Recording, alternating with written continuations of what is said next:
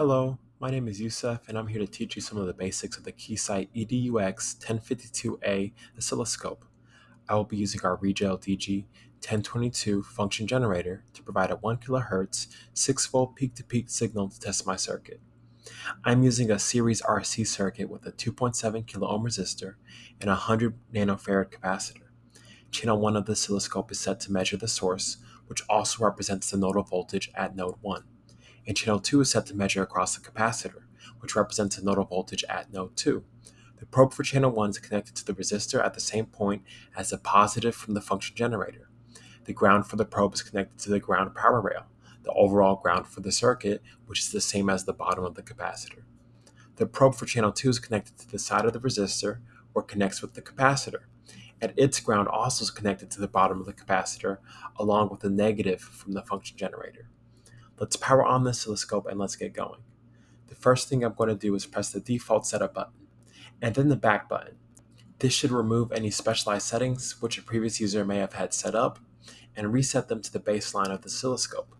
Here you can see that the channel 1 light is on. This means that we are only viewing channel 1 at this time. Later we'll turn on channel 2 and set that one up as well.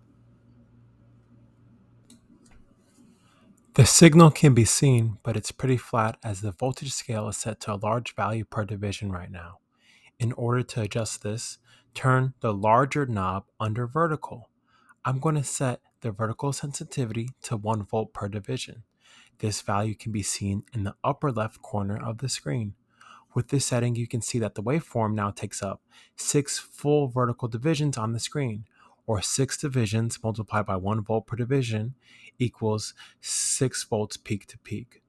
The small knob under channel 1 will adjust the vertical position of the waveform. In this case, we have no DC bias. You want to ensure that the ground is at the center of the screen. Notice that the arrow with the ground symbol and the number 1 on the left, this is what you are adjusting. If the waveform is off the screen, you'll see the 1 either up or down depending on if the waveform is off the screen to the top or to the bottom. Make the adjustment to center the waveform. You can also center the waveform by pressing down on that same smaller knob. Let's move on to the horizontal settings. On the horizontal axis, I like to have 2 to 3 waveforms on the screen. In order to adjust that, turn the large knob where it says horizontal. Both channels must use the same horizontal scale. In this case, I've set it to 200 microseconds per division. The small knob to the right will adjust the position so that you can ensure the waveform starts at the center of the crosshairs. Note that 1 full waveform now takes up 5 full divisions in the x direction, or 5 divisions multiplied by 200 microseconds per division is 1 millisecond of time. What if my oscilloscope looks like this? Don't be too worried.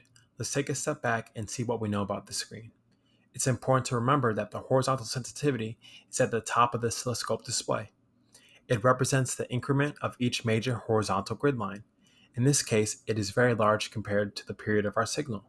We are operating at a 1 kHz frequency signal, meaning there are 1,000 cycles of the sine wave per second. The period represents how long it takes for one cycle. The period for our circuit is 1 millisecond. To see less cycles, let's use the same horizontal knob to decrease the horizontal sensitivity. Perfect. I'm now going to turn on channel 2 and set its voltage level to be the same as channel 1. Now that we have both channels turned on, let's make sure both signals are centered around 0 volts. You can do this by selecting each signal, 1 or 2, and pressing down on the smaller knob under vertical. You can see that there is a phase difference. This is due to the capacitor. We can see on the oscilloscope that the voltage of the capacitor signal is lagging behind the voltage of the source.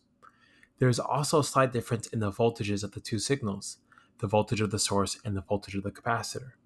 That is because we also have a series resistor in the circuit. The source voltage will divide between both series components. Let's press the measure button. Here we can select from various types of measurements. The source default is channel 1.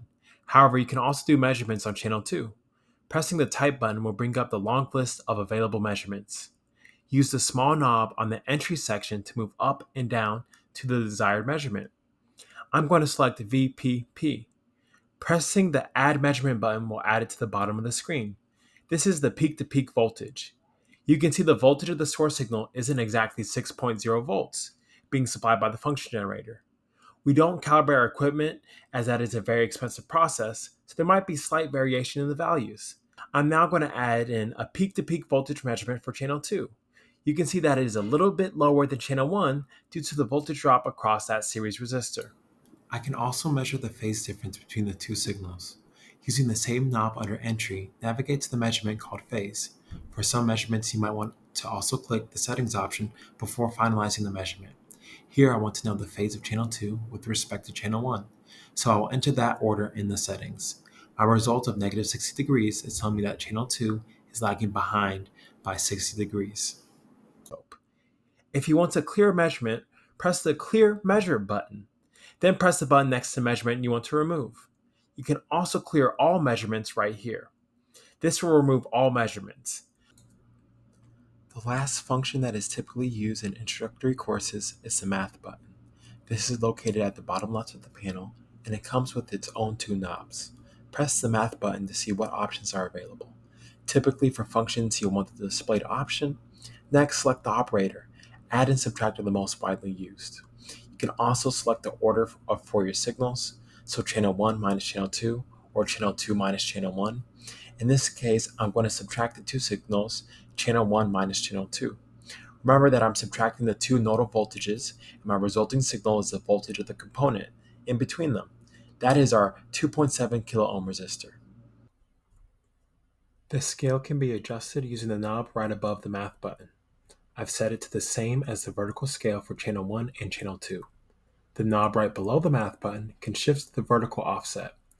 Just as before, let's make sure our signal is centered at 0 by pressing in on the knob. You can also use the measurement function on the Math channel. Let's try adding a peak-to-peak measurement on the Math channel. The Add Measurement option will look similar to before, and under Source you can now find the Math signal. Adding measurement values to the Math signal lets you double-check your simulated and calculated results. Use what you know about circuit configurations to reason the obtained values. Pressing the Math button again will turn it off. Remember to always turn off the equipment when you are done, and thank you for watching.